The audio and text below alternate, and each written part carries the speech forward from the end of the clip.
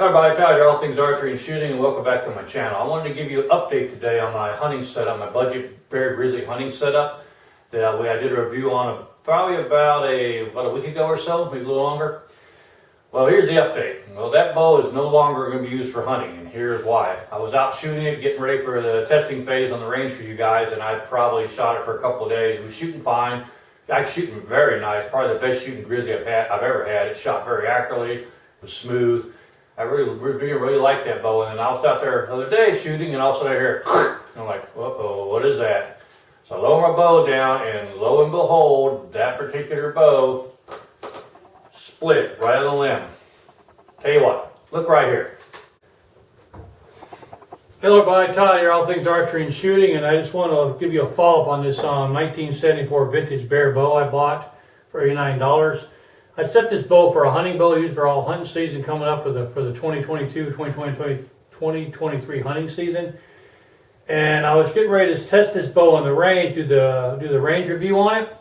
And I probably shot maybe 50, 60, maybe 70 rounds out of it, arrows out of it. And the most unfortunate thing happened that I could expect. As you can see here, the limb split on it, cracked right here. So this bow is no good now, so I'm going to be starting back over from scratch and finding me another grizzly bow to use for this hunting season. I'm still going to look for a grizzly bow, and I'll let you update you on when I find one. But I wanted to show you what happened here. Here we go. Take a look at this.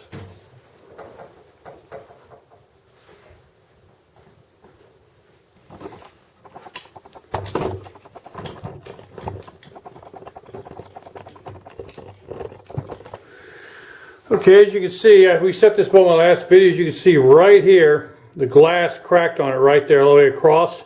It's a pretty substantial split. That's not repairable, so this bow is not going to be any good for a hunting bow anymore. So this bow is basically a paperweight or a wall hanger now. So that puts me back on the search for an inexpensive bow under $100 to hunt with this hunting season. And I'm going to look for another bear grizzly. It's a shame too, because if the 50 or 60 rounds I shot the bow shot so smooth and so accurate and so quiet, it really impressed me. And then all of a sudden I heard a I knew, uh-oh, something's wrong. I looked at it, and there it is right there, a complete split in the limb right there, delamination, which is kind of rare for a bear bow, but it actually happened on this one, and I am kind of disappointed. But it is what it is, so I'm on the search for a new bow, and I will keep you guys updated on my new hunting bow for the upcoming season. So be sure to look for that video coming out soon, okay? Okay, as you can see, after shooting that bow for a few days, that bow decided it wanted to give up the ghost, and the limb split on me right at right where the working part of the limb's at, which was a shame because you really can't fix that. It was such a nice shooting bow too. So what I did, I started putting out my feelers out to my archery forum buddies and also eBay and stuff, trying to find another replacement bow just like that one. Well, I almost found one, but not quite. What I found was this one here on eBay.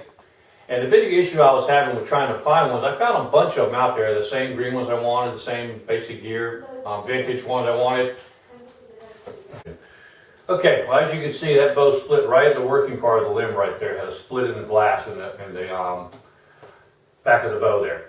So the problem with that now, that bow can never be fixed. It can't be used anymore, so it's basically a wall hanger now. It was a real shame because that was one of the best shooting grizzlies I've ever owned. I mean, it shot really well. And a few days I had it shooting, I was really impressed with it. So that put me into a quandary. So I needed to find another bow very similar to that bow in the same model year, same weight, same everything, and the same, most importantly, the same price. But this is a budget bow. And I looked on eBay and archery forums, really couldn't find one. Well, I found a lot. Well, they were mostly in the $150 to $200 range and some even more. But I did find one on eBay eventually. I put it up on eBay. And I ended up paying $89 for this one, so a little bit more than the other one, but with shipping and everything, it puts it over the $100. So, but still, I was able to finally find one. The only difference, the same year, 1974, but this is their bark color model, which I think I like the bark color model better, actually, especially for hunting. Same specs, a 50-pound bow at 28 inches, a 58-inch AMO, so identical specs on it. There it is. 2 pounds heavier according to what it says on the back of this plate here. I replaced this with I completely reset this whole up. Same as I used all the same stuff to reset this bow up for my other green one.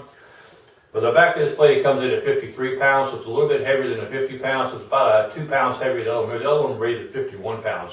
This one comes in at 53, so it's 2 pounds heavier, which is not a big deal for me. This bow's pulling probably, in my draw length, I checked it at around 56 pounds, 55 to 56 pounds. So that's a pretty good, decent hunting weight.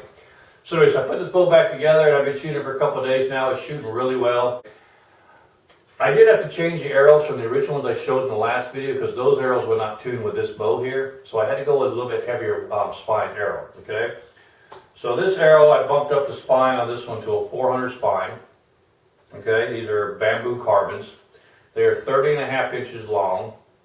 I've got a 100 grain insert in the front here, and I have a 150 grain point on the front of it, all right? Total arrow weight for these arrows come in at 670 grains, all right?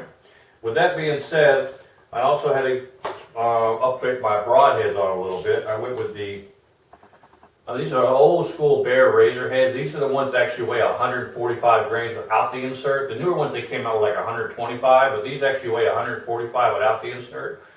These gray ones were made for a short time in the early 70s, so it's the same time period as this bow, which is nice. I found these on eBay too for about $60 for 6 of them.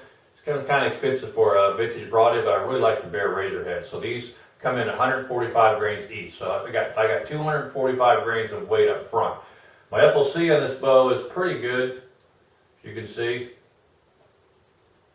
Yeah, it's about 18-19%, so not too bad. All right. They are heavy. They weigh 670 grains, and they shoot quite well.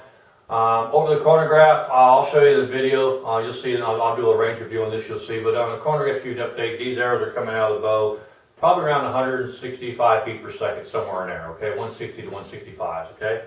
So that's a pretty good speed for from a vintage recurve bow. And they shoot really good. These shoot like lasers too.